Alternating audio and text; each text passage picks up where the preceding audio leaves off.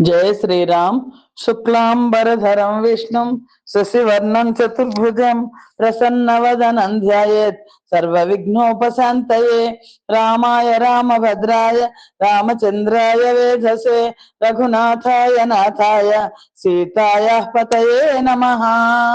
వాల్మీకి రామాయణం శ్రీ పుల్లల శ్రీరామచంద్రుడు గారు తెనుగు చేసింది ఉత్తరకాండం 49వ సర్గలో ఉన్నాం. 48వ సర్గలో సీతమ్మ వారిని లక్ష్మణుడు వాల్మీకి ముని ఆశ్రమం దగ్గర వదిలిపెట్టి వెనక్కి తిరిగి వెళ్ళిపోయాడు. 49వ సర్గ. ముని కుమారులు సీతమ్మ వారు ఏడుస్తోంది. ఆ అరణ్యంలో ఏడుస్తుంటే ముని కుమారులు చూశారు. ముని కుమారులు అక్కడ ఏడుస్తున్న సీతను చూశారు. చూసి పూజ్యుడు గొప్ప బుద్ధి గలవాడు ఆయన వాల్మీకి మహర్షి దగ్గరికి పరిగెత్తుకుంటూ వెళ్ళారు. ఆ మునిపుత్రులందరూ వాల్మీకి పాదాలకు నమస్కరించి అతనికి సీత ఏడుస్తున్న సీతని గురించి తెలిపారు. పూజ్యుడా మునికుమారులు ఇలా అంటున్నారు, ఎవరో ఒక మహానుభావుని భార్య లక్ష్మీదేవి లాగా ఉంది. పూర్వం ఎప్పుడు ఆవిడని చూడలేదు. ఈవిడ చాలా వ్యాకులురాలై మోహంతో గట్టిగా ఏడుస్తోంది. ఓ పూజ్యుడా, మేము నదీ తీరం నందు దుఃఖిస్తున్న ఒక ఉత్తమమైన స్త్రీని చూసాము. ఆవిడ అధికమైన దుఃఖావేశంతో బిగ్గరగా ఏడుస్తోంది. దుఃఖానికి శోకానికి తగని ఆమె అనాథలాగా ఒంటరిగా దీనురాలై ఉంది. ఆకాశం నుండి పడిన దేవతలాగా ఉంది. ఆవిడని చూడండి మీరు. ఓ పూజ్యుడా, ఆవిడ మనుష్య స్త్రీ అని అనుకుంటాం. ఈవిడికి సత్కారం చేయండి. ఆవిడ ఆశ్రమం సమీపంలోకి వచ్చి మిమ్మల్ని శరణు వేడుతోంది అనుకుంటాను. రక్షకుణ్ణి, ఆవిడకి ఎవరు రక్షణ లేరు, రక్షకుణ్ణి కోరుతోంది. మీరు ఆవిడ్ని రక్షించండి అని మునికుమారులు వాల్మీకి మహర్షికి చెప్పారు. తపస్సు చేత దివ్య దృష్టి సంపాదించిన ధర్మాలు తెలిసిన వాల్మీకి మహర్షి వాళ్ళ మాటలు విని ఒక నిర్ణయానికి వచ్చారు బుద్ధి చేత. ఎందుకంటే ఆయనకి దివ్య దృష్టితో వచ్చింది సీతమ్మ వారు అన్న సంగతి తెలుసు. బుద్ధితో ఒక నిర్ణయం చేసుకొని సీతాదేవి ఉన్న చోటికి శీఘ్రంగా వెళ్ళారు. ఆ వాల్మీకి వెంట ఆయన శిష్యులు కూడా చాలా శీఘ్రంగా వెళ్ళారు. మహాబుద్ధిశాలైన ఆ వాల్మీకి ముందు పూజా ద్రవ్యాలు తీసుకుని వెళ్ళారు. ఆ ప్రదేశానికి కొంచెం దూరం నడిచి వెళ్ళి అందమైన గంగా తీరాన్ని చేరారు. అక్కడ శ్రీరాముని ప్రియురాలైన భార్య అయిన అనాథలాగా ఉన్న సీతాదేవిని చూశారు. ఆయన మునిశ్రేష్ఠుడు శోకభారం చేత పీడితురాలైన ఆ సీతను చూశారు. చూసి ఆయన సీతమ్మ వారిని ఓదార్చడానికి సంతోష పెడుతున్నాడు అన్నట్టు మధురమైన వాక్యంతో ఇలా పలికారు. ఓ పతివ్రత అన్నారు ఆయన. ఓ పతివ్రత, నువ్వు దశరథుని కోడలివి, శ్రీరాముని ప్రియురాలైన భార్యవు, జనక మహారాజు కుమార్తెవు. నీకు స్వాగతం.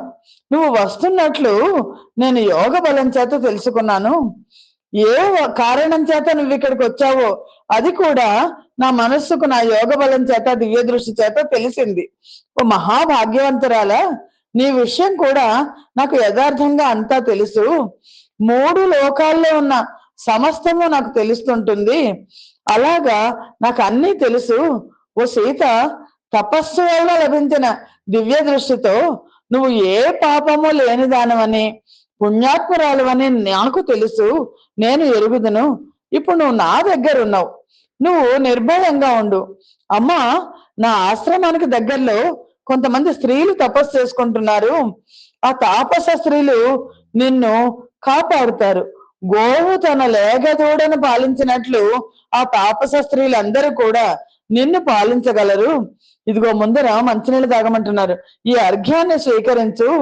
మనోవ్యధను వదిలిపెట్టే పూర్తి నమ్మకంతో నీ ఇంటికి నువ్వు వచ్చినట్లుగా నాతో పాటు రా, దుఃఖించద్దు అని చెప్పారు.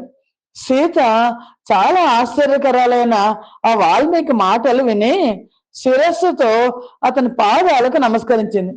దోస్తులు కట్టి ఇంకా ఆవిడేం మాట్లాడలేదు. అలాగే చేస్తానంది. ఆవిడ ఇంకా మాట్లాడడానికి అవకాశం కూడా లేదు. ముందు నడుస్తున్న ఆ వాల్మీకి మహర్షి వెనకాలే సీత అంజలి ఘటించి నడిచి వెళ్ళింది. సీతను తీసుకొస్తున్న ఆ వాల్మీకి మహర్షిని మునిపత్నులందరూ చూశారు. సంతోషంతో ఆయన దగ్గరికి వచ్చారు. మునిశ్రేష్ఠ, నీకు స్వాగతం. నువ్వు చాలా కాలం తర్వాత వచ్చావు. నీకు అభివాదనం చేస్తున్నాము. ఏం చెయ్యాలో చెప్పు అని పలికారు.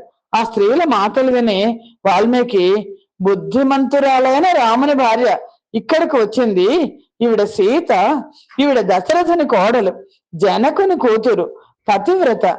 ఏ పాపము లేని ఈమెను భర్త పరిత్యజించినాడు. అందుచేత నేను ఈమెను నిత్యము ఇక్కడ ఉంచి పాలించాలి. మీరు సీతాదేవిని గొప్ప స్నేహంతో చూచెదరుగాక. ఈమె కుటుంబం నందు గౌరవభావం వల్ల, నా మాట వల్ల మీరు ఈమెను విశేషించి పూజించెదరుగాక. అంటే చాలా జాగ్రత్తగా చూడండి అని చెప్తున్నారు. అని చెప్పి గొప్ప కీర్తి తపస్సు గల వాల్మీకి సీతను మాటి మాటికి వాళ్ళకి జాగ్రత్తలు అన్నీ చెప్పి వారికి అప్పగించి శిష్యులతో కలిసి తన ఆశ్రమానికి తిరిగి వెళ్ళారు. శ్రీమద్ రామాయణ మందలి ఉత్తరకాండలోని 49వ సర్గము సమాప్తము. స్వస్తి ప్రజాభ్య పరిపాలయంతాం న్యాయేన మార్గేణ మహిమహేషాః. గోబ్రాహ్మణేభ్య శుభమస్తు నిత్యం. లోకా సమస్తా సుఖినో భవంతు. సర్వం శ్రీరామార్పణమస్తు. జై శ్రీరామ్.